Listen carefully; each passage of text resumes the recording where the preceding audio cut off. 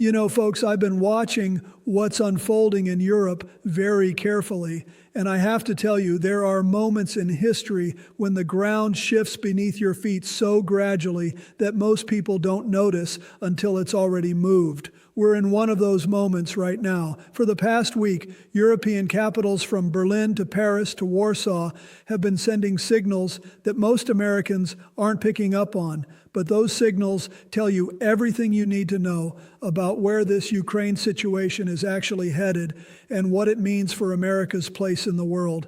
Right now, as I'm speaking to you, the transatlantic alliance that has kept the peace in Europe for nearly 80 years is experiencing fractures that nobody in Washington seems willing to acknowledge publicly, and the cracks are getting wider by the day.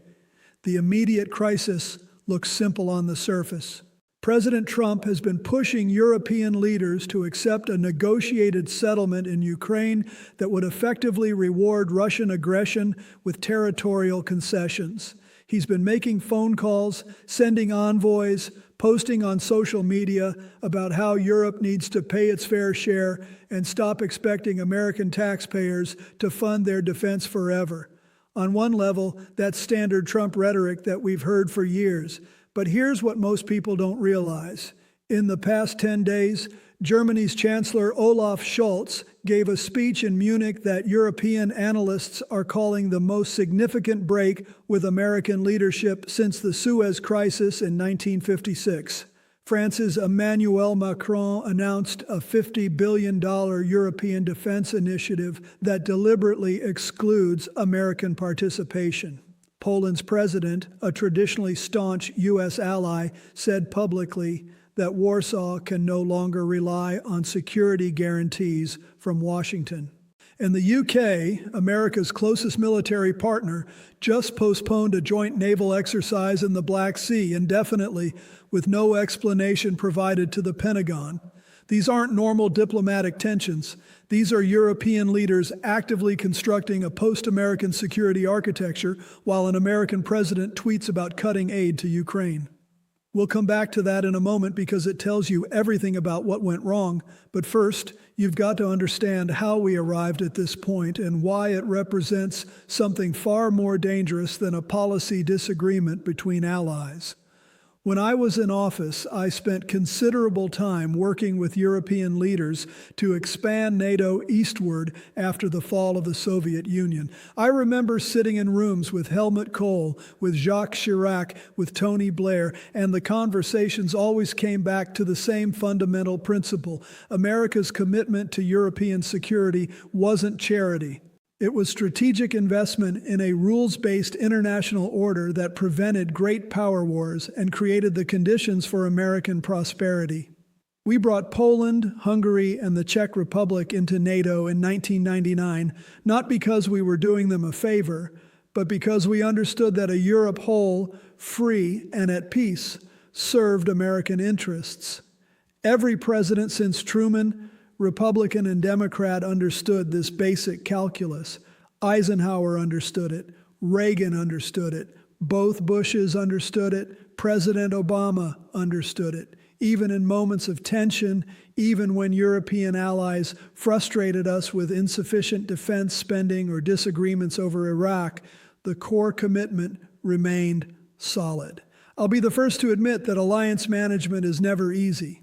There were times during Kosovo when European allies pushed back on American military planning. There were disagreements about the pace of NATO expansion, about Russia policy, about burden sharing.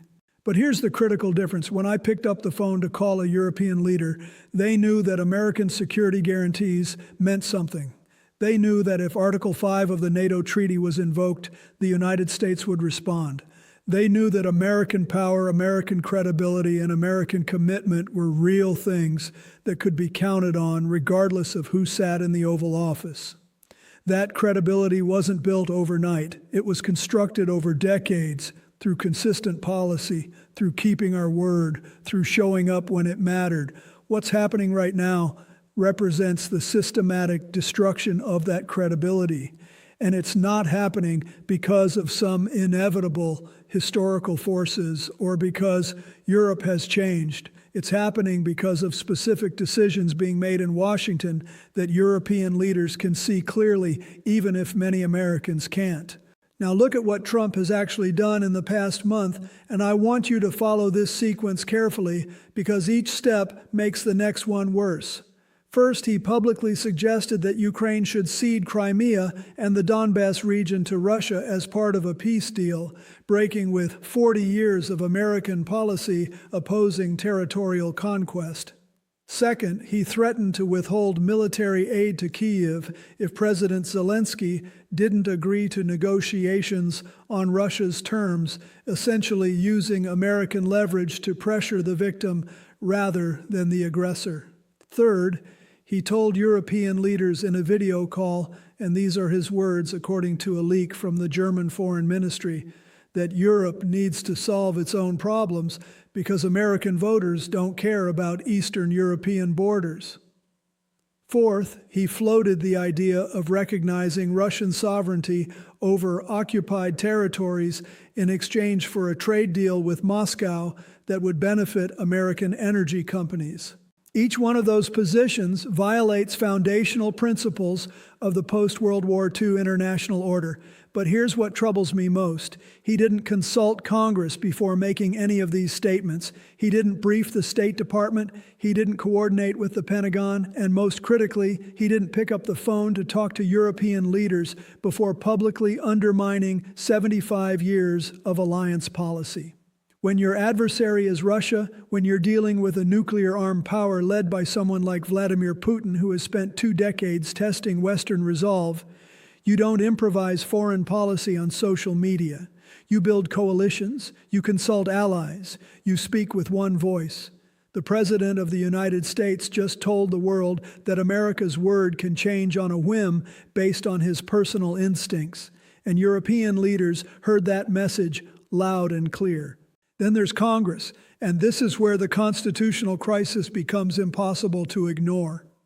The War Powers Act, the National Defense Authorization Act, the Foreign Aid Appropriations process, all of these exist because the founders understood that foreign policy decisions with generational consequences shouldn't rest in the hands of one person. Congress authorized $61 billion in Ukraine assistance in February of last year, with overwhelming bipartisan support. That funding came with conditions, with oversight requirements, with strategic objectives tied to defending a democratic nation against illegal invasion. The president doesn't get to unilaterally reverse that policy because he decided over the weekend that European borders don't matter to American voters. That's not how a constitutional republic functions. That's not how our system was designed to work. And here's what really gets me. Republican senators, people who spent their entire careers talking about American strength and standing up to Russian aggression, have gone almost completely silent. Mitch McConnell issued a one-sentence statement expressing concern. Lindsey Graham said he hopes the president will reconsider. That's it. No oversight hearings, no demands for classified briefings, no insistence that the executive branch follow the law. Congress has essentially abdicated its constitutional responsibility to check executive power in foreign policy, and we're watching the consequences unfold in real time across the Atlantic. All right, then there's our alliances, and I need people to hear this. When Germany's chancellor stands in Munich and announces a European defense initiative that deliberately excludes American participation, that's not a bureaucratic decision about procurement policy. That's a declaration of strategic independence from the United States. When France starts building bilateral security arrangements with Poland and the Baltic states that bypass NATO command structures, that's not normal alliance evolution. That's European leaders constructing alternatives to American leadership because they no longer trust that leadership to be there when it counts. The Wall Street Journal reported last Thursday that at a closed-door meeting of European defense ministers in Brussels, not a single country voted to coordinate their Ukraine policy with Washington. Not one. These are allies who have partnered with America for decades, who have sent troops to Afghanistan after 9/11, who have supported American initiatives even when they disagreed, And they're now making the calculation that the United States under this president is not a reliable partner.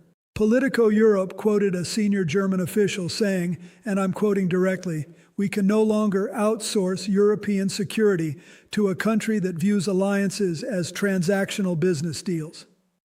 Let me tell you something. When your allies start using that kind of language, when they start building parallel institutions, when they stop returning your phone calls, that's not a communication problem. That's an alliance collapse. And alliance collapses don't get repaired with a single speech or a change in tone. They require years of rebuilt trust, of demonstrated commitment, of consistent policy. The damage being done right now will outlast this administration by a decade or more, and the press. I've been around long enough to understand that in times of international crisis, information gets messy and competing narratives emerge. But there's a difference between the normal fog of diplomacy and a deliberate campaign to discredit journalism that reports inconvenient facts.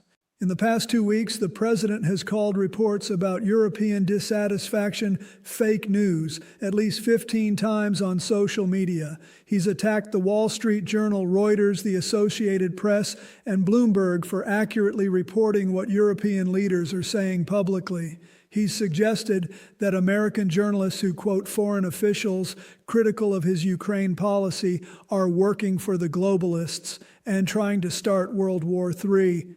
This isn't normal pushback against unfavorable coverage. This is an attempt to delegitimize any reporting that contradicts the administration's preferred narrative. And here's why that matters. When the American people can't trust information about what our allies actually think, when journalism that quotes German chancellors or French presidents gets dismissed as enemy propaganda, democracy can't function. Citizens can't hold their government accountable if they don't have access to accurate information about what that government is doing and how it's affecting American interests. Now, let me walk you through the evidence here, because this isn't speculation or partisan interpretation. These are documented facts from multiple independent sources that anyone can verify. On March 12th, Chancellor Scholz gave a speech at the Munich Security Conference that the Council on Foreign Relations described as the most significant articulation of European strategic autonomy in the post-Cold War era. In that speech, Scholz announced that Germany would increase defense spending to 3% of GDP, up from the current 2%, and that those resources would go toward European manufactured weapon systems rather than American imports. He said, and these are his words, "Europe must take responsibility for its own security because we can no longer assume that Washington will prioritize European interests." On March 15th, President Macron announced the European Defense Initiative, a $50 billion fund backed by France, Germany, Poland, Italy, and Spain to develop indigenous military capabilities, including satellite systems, fighter aircraft, and missile defense.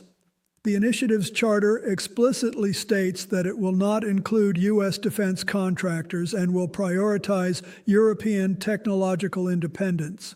Bloomberg analyzed the economic impact and concluded that this represents the largest transatlantic defense decoupling since the formation of NATO. On March 18th, Poland's President Andrzej Duda gave an interview to the Financial Times in which he said, I'm quoting directly, "Poland has been America's most loyal ally in Europe for 25 years. We sent troops to Iraq when most of Europe refused. We met the 2% defense spending target before anyone else. And now we are being told that our security concerns are not a priority for Washington. This is a betrayal, and we will respond by building security arrangements that we can actually depend on." On March 19th, the UK Ministry of Defense postponed Operation Atlantic Resolve, a joint U.S.-UK naval exercise in the Black Sea, citing operational considerations. Reuters reported, based on conversations with British defense officials who spoke on condition of anonymity, that the real reason was concern that the exercise would contradict American signals about reducing commitment to Ukraine. One official said, "We can't conduct military exercises meant to deter Russian aggression," while the White House is suggesting that Russian territorial gains should be recognized. These aren't isolated incidents. These are coordinated signals from America's closest allies that they no longer view U.S. leadership as credible or consistent. Oxford Economics released an analysis projecting that if current trends continue, European defense integration could reduce U.S. defense exports to Europe by 40% over the next decade, costing American companies $180 billion in contracts and eliminating roughly 350,000 American jobs in the defense industrial base. Here's where things start to get complicated, and I want you to understand something. This isn't just about European politics or hurt feelings among foreign leaders. This is about real consequences for real American families who are about to pay a price for decisions they had nothing to do with making. Let me paint you a picture. There's a factory worker in Ohio who builds components for fighter jets that get sold to European militaries. That's her job. That's how she pays her mortgage and sends her kids to school. When European countries decide they can't rely on American defense partnerships and start building their own jets with their own contractors, that Ohio factory worker doesn't just lose a contract, she loses her livelihood.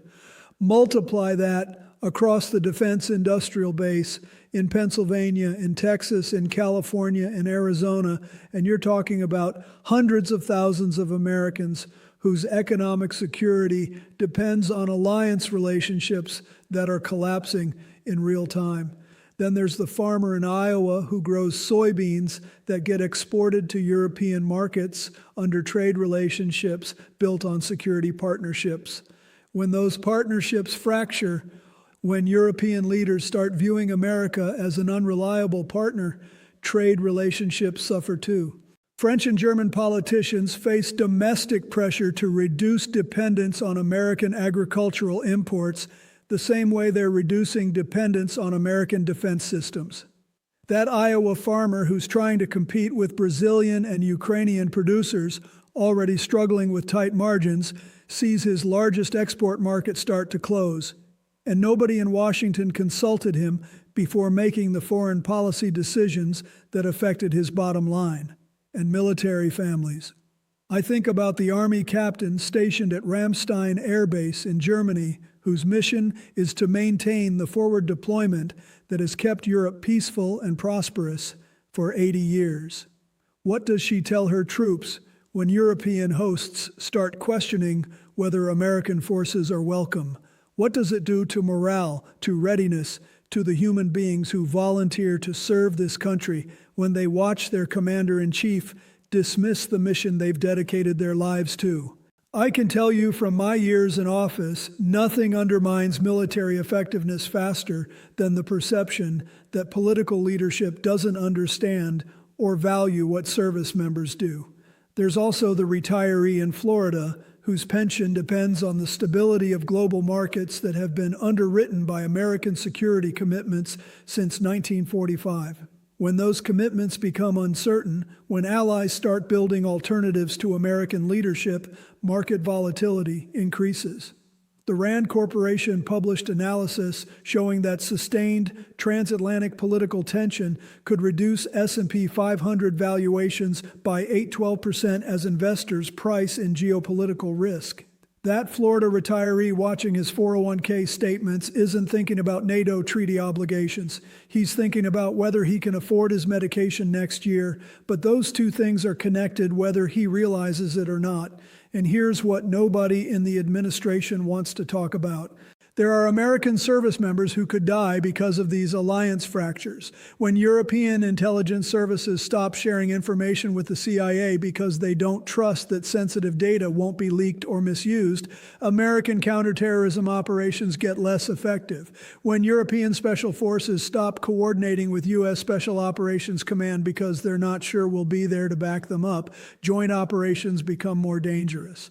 The intelligence community assessment from February portions portions of which were leaked to the Washington Post, concluded that transatlantic intelligence sharing has declined by approximately 30% in the past year, creating significant gaps in coverage of threat networks operating in Europe and North Africa. That decline isn't abstract. That's real capabilities, real information, real protection for Americans that we're losing because of policy decisions that prioritized presidential ego over strategic necessity. Now, where does this go from here? I've been in enough crises to know that nobody can predict the future with certainty, but I can give you 3 scenarios based on how these dynamics typically play out, and I want you to understand the probability and the stakes of each one. The first possibility, the optimistic scenario, is that European leaders are bluffing. They're making dramatic statements and taking symbolic actions to pressure the president into reversing course, but ultimately they'll back down because they need American security guarantees more than we need their cooperation. In this scenario, Trump continues his current policy. European rhetoric cools down after a few months. The alliance stabilizes at a lower level of trust but remains functional, and life goes on. I'd put the probability of this scenario at maybe 20%, and even if it happens, we've still damaged relationships that took decades to build. Trust, once lost, doesn't come back easily. The second scenario, which I think is the most likely, is prolonged deterioration. European countries continue building autonomous defense capabilities. They formalize security arrangements that diminish NATO's centrality. American defense companies lose contracts. U.S. military bases in Europe face political pressure. Intelligence sharing continues to decline. Trade relationships suffer as economic policy becomes entangled with security resentments. We enter a 10 or 15-year period where the transatlantic alliance exists on paper, but means less in practice, where Europe and America pursue increasingly divergent strategies, where global challenges like China's rise and climate change don't get addressed effectively because the democratic world can't coordinate. In this scenario, American global influence declines gradually but irreversibly. We don't lose our status as a major power overnight, but we wake up in 2035 and realize that decisions about European security, about global trade rules, about international institutions are being made without American input because we're no longer seen as an indispensable partner. Our economy grows more slowly because we've lost the advantages that came from leading a unified Western alliance. Our security becomes more expensive because we have to maintain global presence without allied burden sharing. Our young people inherit a world where American power is diminished and our ability to shape events has contracted. The third path, and the one that keeps me up at night, is catastrophic escalation. Russia, seeing the alliance divided and American commitment wavering, tests European resolve with military action beyond Ukraine. Maybe it's provocations in the Baltic states. Maybe it's cyber attacks on European infrastructure. Maybe it's aggressive naval operations in the North Atlantic. European countries, lacking confidence in American Article 5 guarantees, either capitulate to Russian pressure or respond militarily without coordinating with Washington. In either case, the situation spirals beyond anyone's control. In the capitulation version, Russia gains effective veto power over European security policy, pushing the continent toward a sphere of influence arrangement that looks more like the 1930s than the 21st century. Democratic governments face internal pressure from populations that feel abandoned by America and intimidated by Russia. Far-right and far-left parties that oppose NATO and favor accommodation with Moscow gain political ground. The European project fragments, authoritarian tendencies accelerate, and the liberal democratic order that has prevented great power wars for 80 years collapses. In the independent European response version, France and other nuclear powers act without American coordination, creating risks of miscalculation that nobody intended, but nobody can control. We end up in a situation where American troops are in Europe, European forces are conducting operations, Russian forces are responding, and no unified command structure exists to prevent accidents from becoming catastrophes. I was in the White House during the Kosovo campaign. I know how difficult it is to manage military operations even when allies are coordinated. The prospect of major powers conducting uncoordinated military operations in proximity to each other is genuinely terrifying. All right, so what do we do? Because I know that after 25 minutes of laying out how serious this situation is, you're asking yourself whether there's any path forward that doesn't end in disaster. And here's the honest truth. We've survived alliance crises before. We've survived moments when it looked like transatlantic unity was finished. We came through the Suez Crisis in 1956 when Eisenhower sided with Egypt against Britain and France. We came through the Iraq War divisions in 2003 when Germany and France opposed the invasion. We came through because the underlying strategic logic of the alliance remained sound and because leaders on both sides ultimately chose cooperation over confrontation. The underlying logic is still sound today. Europe and America still share common values, common economic interests, and common security challenges. A strong, prosperous, peaceful Europe still serves American interests just as much as European interests. A united democratic world is still better positioned to compete with authoritarian powers than a fragmented one. The strategic case for transatlantic partnership hasn't changed. What's changed is whether political leaders in Washington understand that case and are willing to act on it.